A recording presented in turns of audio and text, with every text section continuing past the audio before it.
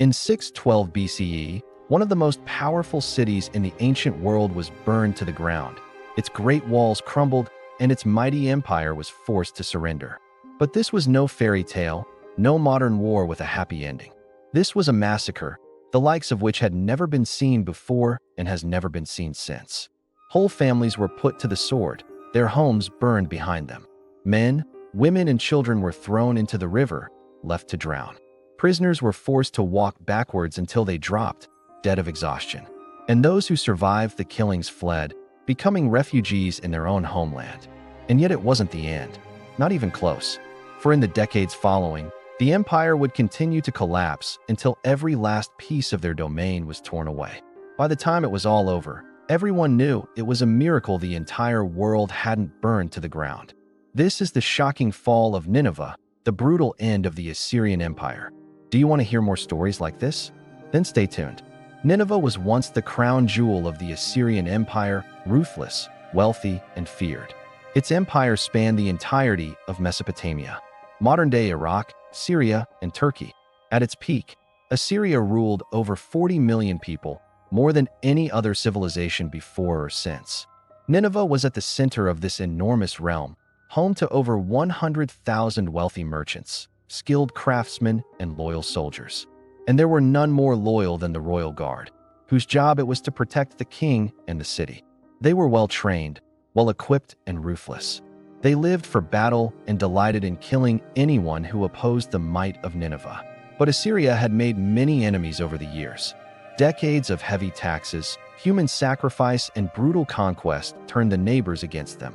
It was only a matter of time before someone took a swing at the empire. In 612 BCE, three great powers, the Babylonians, Medes, and Scythians, tired of living under the iron fist of Assyria, joined forces to destroy Nineveh. They came from three different directions, overwhelming the royal guard and catching the empire off guard. There was nothing the Assyrians could do. Their armies were defeated and forced to flee. There was no way out. The city was surrounded. The three kings gathered their troops, forming a massive siege around the city. Every day, they sent out scouting parties who returned with reports that the defenders were running low on food and water, but still holding strong. The siege of Nineveh had begun. The Babylonians, Medes, and Scythians attacked the city day after day. The Assyrian defenders fought back valiantly, but eventually they had to retreat behind the city walls. The rulers knew there was no chance of winning. They couldn't hold out forever. Ashurbanipal did the only thing he could, surrendering to his enemies and hoping for the best. He sent a letter to the kings begging for mercy, saying how honored he would be if they allowed him to keep his riches, his palaces, and his life. But these men had waited too long to take Nineveh. They weren't in the mood for mercy. The rulers held a meeting in the plains outside the city to decide what should become of the Assyrians. The general consensus was that they shouldn't be killed, but not a single one of them was safe. The kings decided to let Nineveh burn. They ordered the royal family and any nobleman who remained in the city to be executed. Everyone else was to be sold into slavery. As for Nineveh itself, it was to be plundered and destroyed. The armies descended upon the city, ripping down its gates and charging inside. It was supposed to be an easy victory. Nineveh's army had been defeated. Its leaders had surrendered. But then a sudden rainstorm swept across the plains, turning the ground into a muddy mess and washing away the foundations of the city wall. Nineveh was built to last. It was designed to withstand any siege and had stood against countless armies for hundreds of years.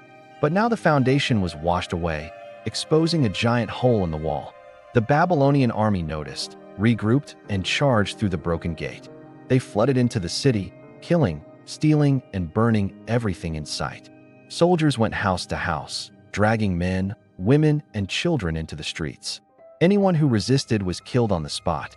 Those who didn't were forced to watch as their homes were burned, their valuables stolen, their babies tossed into the air and caught by sharp spears. It was carnage. Whole families were slaughtered together, ripped apart by swords and trampled by stampeding feet. Screams echoed throughout the marketplace as terrified citizens huddled together, trying to protect their children from the rampaging soldiers. And then the worst happened. The soldiers began to retreat, taking prisoners with them. At first, everyone thought it was over. Maybe they'd finally left. But it was just the beginning. The soldiers handed off their captives to slave traders who forced them to march across the desert to Babylon. They walked day and night, stopping only when their captors wanted to rest. If they fell over from exhaustion, the slave traders whipped them awake. If they couldn't walk anymore, the soldiers simply left them where they fell, dying slowly of thirst in the hot sun. Others did make it, but only to be chained up and forced to work in the fields until they died. Some believe it was God's will that Nineveh was punished so harshly.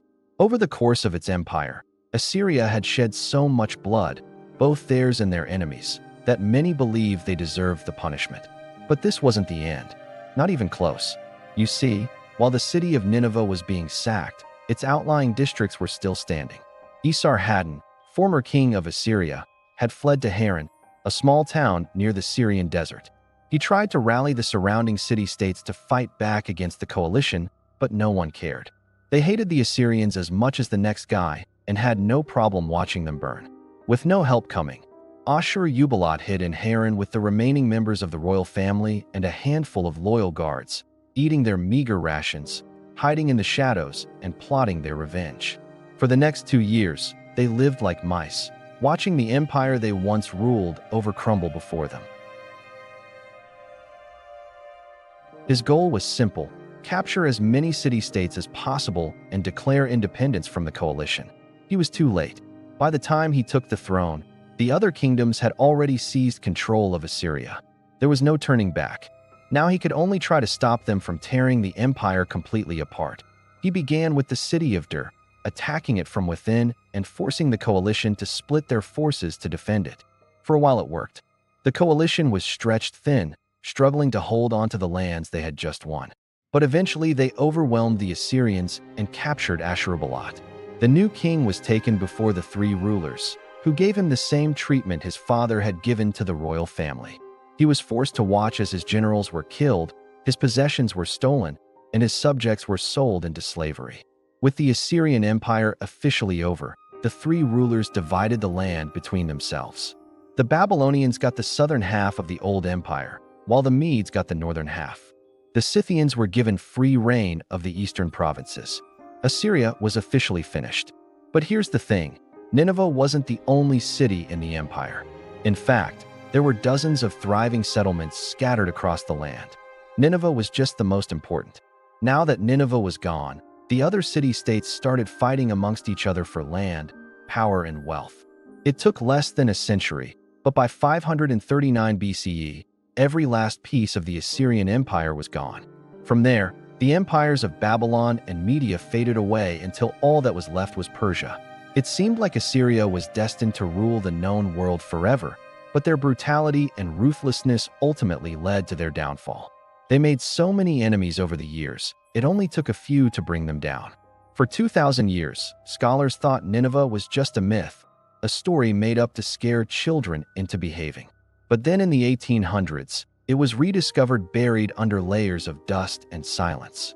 What else is lost beneath the earth waiting to rewrite history? Let me know in the comments below. If you enjoyed this episode, then stay tuned for more stories like this. Thank you so much for tuning in, and I'll catch you guys next time.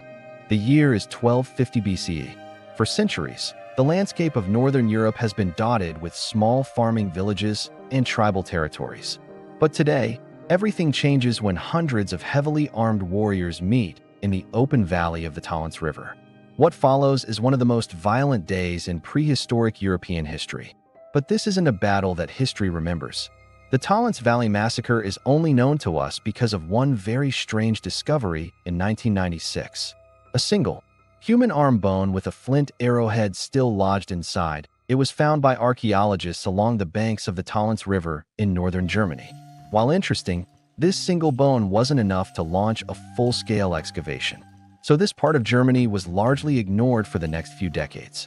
It wasn't until the early 2000s that the area was excavated in earnest, revealing a staggering number of bones and weapon fragments buried in the mud. At first, archaeologists assumed that they had stumbled upon an ancient burial ground. But as the months passed and thousands of bones continued to be uncovered, it became clear that something else was going on here. The sheer number of human remains suggested only one thing. This was the site of a massive conflict where hundreds of people had met their end. Over the years, archaeologists returned to the site and painstakingly uncovered more and more of this mysterious Bronze Age battlefield. Today, we know that over 12,000 human bone fragments have been recovered here, representing at least 140 individuals. These remains were then compared with other archaeological evidence to piece together what happened here all those years ago. The remains show that these people died around 1250 BCE. They also show that they died violently. Many suffered blunt force trauma consistent with being struck by a heavy weapon like a club or an axe. Others had arrow wounds, while some showed slashing marks, perhaps from swords or sickles. This combination of injuries suggests that these people died in close-quarters combat. Perhaps they were locked in a deadly embrace with their enemies, hacking and slashing with all their might. Archaeologists also recovered a number of weapons that may have been used in the battle. Flint arrowheads were found lodged in skulls, and dozens of similar arrows were discovered nearby. Wooden clubs with stone axe heads were also found, as were the remains of spears. In total, archaeologists have found over 3,000 pieces of weaponry. So who were these people, and why did they come to this place to die? First, let's address the question of numbers. Estimates suggest that between 2,000 and 4,000 warriors took part in the battle, which would make it one of the largest conflicts of the entire Bronze Age. To put this into perspective, most contemporary European tribes consisted of no more than a few hundred people. So this battle involved a truly staggering amount of warriors. Most of the dead were young males, likely trained fighters. This makes sense given that most ancient societies valued certain types of labor more than others. Men who specialized in fighting or herding animals were generally more valuable to their society than farmers. And so it makes sense that these men would be the ones to die in battle. After all, most Bronze Age tribes likely consisted of just a few hundred people. Losing a couple of dozen men in battle would have been devastating. One of the more interesting questions about the battle is whether these warriors came from all over Europe or if they were local. If the warriors came from all over, it would suggest that the battle was even more significant. Perhaps it was a clash between two great armies. But if the warriors were local, it would imply that this part of Europe was more densely populated and politically complex than we had previously thought. Fortunately for us, some answers can be found in the very bones of the warriors. Scientists analyzed the isotopes of strontium and oxygen in the bones to get an idea of where the warriors grew up. Turns out most of them grew up near the Baltic Sea, suggesting that most of the warriors in the battle were local. However, there are a few outliers. Some of the strontium isotopes in the bones are found in the Alps, hundreds of miles to the south. This suggests that some warriors traveled a very long way to participate in the battle. What could have compelled them to do this? Perhaps they were hired as mercenaries, or perhaps they were loyal members of a confederation. These Alpine warriors were likely part of a group of people known as the Urnfield culture. This group gets its name from their tradition of cremating their dead and placing the bones in large urns. Unfortunately, we don't know much about the Urnfield people. They left behind no written records, and their mysterious origins have sparked a lot of speculation among historians. Whatever the case, the Urnfield people were likely drawn into the conflict because of the presence of the mysterious Alps warriors. But who exactly were the Urnfield people fighting alongside? The truth is that we don't really know. There were many different tribal cultures in Central and Northern Europe at the time. And since these tribes didn't leave behind any written records, it's difficult to distinguish them. We simply don't have the evidence to answer this question. But whether they were locals or outsiders, the evidence suggests that these warriors came together in the Talents Valley for a single purpose: to fight. And fight they did. It's estimated that the battle lasted for several hours, although it's unclear if the fighting was continuous. There were probably lulls in the fighting where both sides tried to negotiate a peace treaty. But ultimately, no agreement could be reached, and the fighting continued until nearly everyone was dead. But what caused the battle in the first place?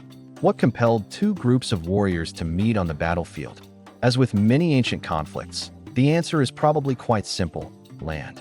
The participating tribes likely controlled important resources and trade routes in the region. And when one group tried to expand its territory, it came into conflict with the other. The result was a desperate battle where only a handful of survivors lived to tell the tale. We have some evidence for this theory in the form of healed injuries on some of the warriors. Some of the men had healed broken bones, suggesting that they were veteran soldiers who had survived battles before. This implies that war was not a rare occurrence in this region, but rather a common occurrence. Perhaps these warriors were part of a larger conflict that was taking place throughout Europe at the time. In fact, there's evidence that similar battles were fought all over Europe during the Late Bronze Age.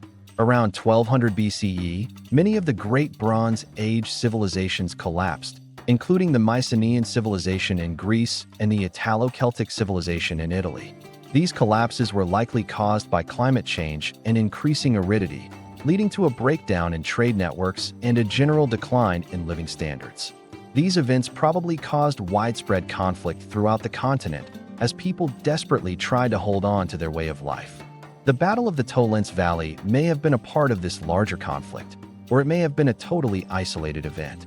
Unfortunately, we don't have enough evidence to say for sure. But regardless of what caused the battle, what was the outcome? Who came out on top? We have some clues, but nothing definitive. One piece of evidence suggests that the Urnfield people lost. After all, the vast majority of the remains were deposited in a mass grave.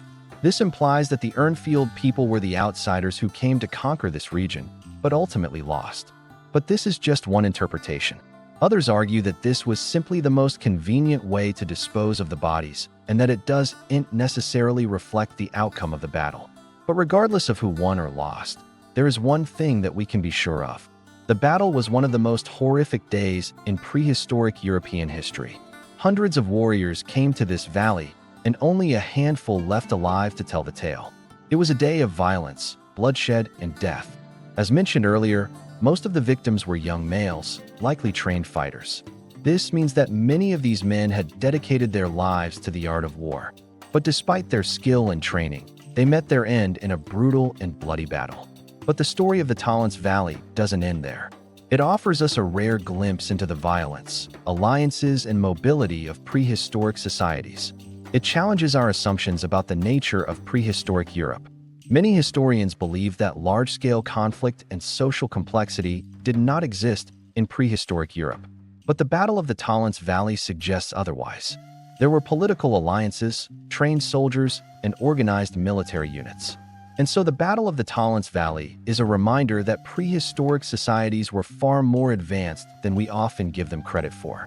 For the longest time, we thought that Europe was largely peaceful during the Bronze Age. But the discovery of the Tollens Valley massacre suggests that this was not the case. Large-scale battle was a feature of Bronze Age Europe, and the region was home to professional soldiers and well-coordinated military units. Today, only a few archaeologists continue to study the site, but the Battle of the Tollens Valley is already considered one of the most important archaeological discoveries of the 21st century.